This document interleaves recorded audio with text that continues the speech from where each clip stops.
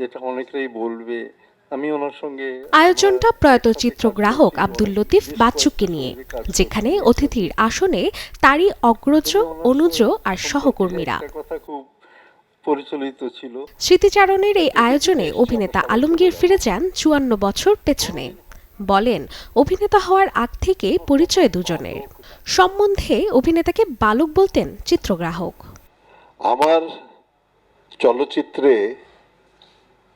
৫৪ বছর পেরিয়ে গেছে, 54 ইয়ার্স। আমি এখনো যুবক হতে পারিনি, বালকই থেকে গেছে বাচ্চু ভাইয়ের কাছে। আজকে ওনার জন্য যতটুকু দোয়া হয়েছে, কোরআন খতম হয়েছে, অতটুকু ওনার কাছে যাবে।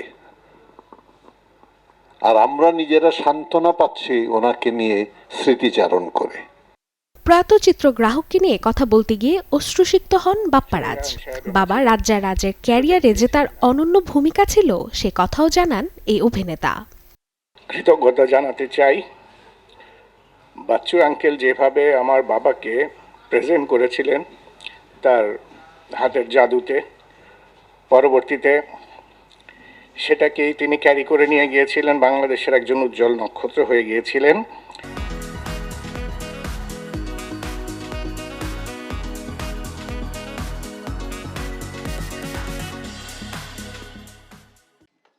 বিএফডিসিতে আয়োজিত স্মৃতিচারণের এই অনুষ্ঠানে এসেছিলেন উজ্জ্বল, কাজী হায়াত সহ চলচ্চিত্র অঙ্গনের শিল্পী কুশলীরা।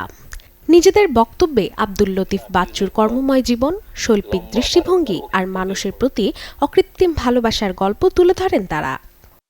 তিনি সত্য কথা বলতে কখনো লজ্জা বা ভয় বোধ করেননি।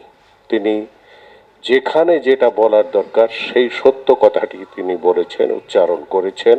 ওই অবস্থায় সে আমার সাথে গল্প করছে যে এফডিসির কি কি করা যায়, কি কি করার আছে। আমি আপনি সুস্থ হয়ে আসেন, আমাদের অনেক কিছু করার আছে।